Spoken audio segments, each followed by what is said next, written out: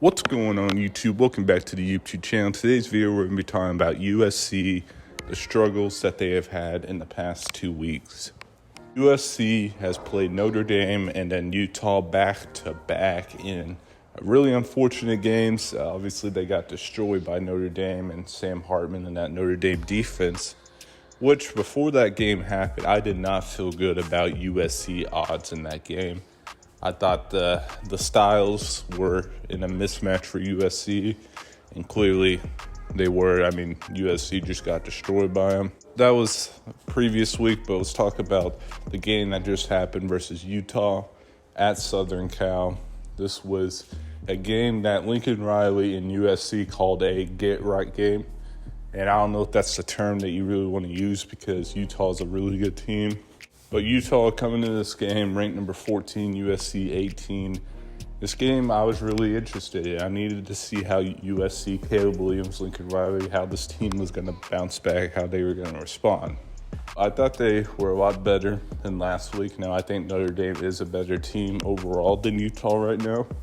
And I think with Cam rising, I think Utah is better than Notre Dame potentially. Like they would have, like if they were playing, that it would be a really close game in my opinion. But I think Utah is a less talented team than Notre Dame, and they kind of just went out there. And the way that Utah, the recipe that they beat USC with, is just bully balled them. USC teams since Lincoln Riley's been there, even the OU teams, they lacked physicality. I think you can put that as a big thing that I see when I watch Utah, Notre Dame, these teams that are just more physical than them play them. And you kind of saw it, and I made this comparison. It's like Utah in the Pac-12 is like a better, maybe a little bit better, obviously, than Kansas State. Kansas State, when Lincoln Riley was at OU, would bully OU and Lincoln Riley. They would beat them a lot. They were like their kryptonite, and it was just really tough. In my opinion, I think that's what kind of Utah is to USC. It's kind of like that Kansas State thing where they're just really physical, fundamentally sound team, and they just struggle with. The comparison that I make, Ryan Day at Ohio State, one of the best offensive minds, maybe the best in college football right now. He is a guy that people critiqued, that they weren't being physical enough, they weren't good on defense enough. A bunch of different things happened. Them playing Michigan, losing the past few years, just not been a great look. And the thing that Ryan Day's kind of figured out is he went and hired a new defensive coordinator, Jim Knowles, who is really good. And then the physicality, they made an emphasis on that program again. And now you're seeing them this season, they looked like a more physical team than Penn State did, and Penn State is known for being physical. You haven't seen that term with USC or a Lincoln Riley team. But this game, both teams started out hot, obviously scoring. Utah could really just do whatever they want on that kind of USC's defense. And I actually thought, USC's defense they're bad, but, they probably play good enough for them to win in some ways. Now, I'm not saying, that's a good thing, but this team has given up 40 points before. I think you would take 33 and hope your offense could score 40-something at this point, and that just didn't happen. But, yeah, Utah came out swinging, scored first. USC came back and scored. Offensively, looked like USC was moving the ball really well compared to the Notre Dame game. But, that second half is where they kind of struggled a little bit. But and then that fourth quarter run, the Zachariah Branch punt return was huge. And there's a lot of aspects. They went down, they scored, but they gave Utah a lot of time. It went down. And, just that USC's defense, man, you have a few opportunities to get off the field to get a stop. It's never happened. They let Barnes for Utah run down the sideline untouched all the way down to close to the 20 or maybe at the 20-yard line. I can't remember the exact marker, but it was really bad. And that's something that's just inexcusable at the end of a game. A chance to get off the field. And this Utah off, especially giving up 33, 34, whatever it was to this team, is bad. It's so bad. This Utah offense is one of the slowest paced teams on offense.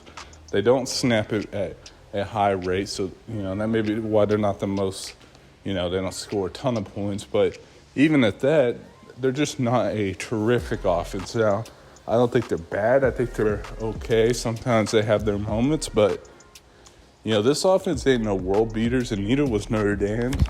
And to allow 30-something to get scored on you and 40-something with Notre Dame, that is a big concern moving forward. Like I said, I thought USC, the points that they gave up when you look at the scoreboard, probably good enough. Like you would hope, this offense, the great offensive mind that you have, the Heisman Trophy winner, you would hope they would be able to score 40-something to, if that's what you have to rely on to win the game. But yeah, talking about Heisman, Caleb, I was looking at the odds. He's completely out of it, and as it should be. He has not had a good 2 weeks himself, and I know I'm not going to put a lot on them because I think it's unfair that, when they're doing bad, a lot of it's put on him as a player when he is the quarterback. But, a lot of people, and that kind of had the speculation as we're going through the season here, USC is going to have to ride on Kale Williams literally carrying them on his back. And it's just unrealistic. But man, he was not terrific. I thought he was obviously better than Notre Dame, but, I think people expect more, and it's really tough because sometimes there's not a whole lot you could do. Yeah, just, obviously Utah goes in, a walk-off field goal, and Utah played that really good, that 2-minute drill. It was like a minute something, but, they played it really well, got the walk-off field goal, won the game, and, Kyle Williams has completely owned USC as of late. Let's talk about the future USC, man. They have Washington and Oregon and UCLA. They do have Cal next week, so you would hope they don't win that game, not the concern, but you would hope that they win that game. And they had 3 really tough games. I mean, this is a team that could be a 4-loss team, 5-loss with a bowl game because Caleb's not going to play in it. And that would be a really bad look for USC and Lincoln Riley. Sometimes I really do think that Lincoln is looking, outside the door saying, man, the NFL opportunity is going to be there. I might as well take it. I do think that he will potentially take that. I think he will be an NFL coach at the end of the year. It's just the trajectory of this program. I just don't see, I don't know. It's not good. It's not good enough. It's not good. I mean, obviously he could build something. I think he is a good coach, a good offensive mind, but there is some doubters for head coach. All people, man. The recruiting is not there that I think it should be. Maybe you move on from Alex Grinch and it fixes everything. I really don't think so. I think the emphasis on defense just isn't there. That'll do it for me. Make sure you guys like, comment, subscribe. I'll see you guys next video. Peace.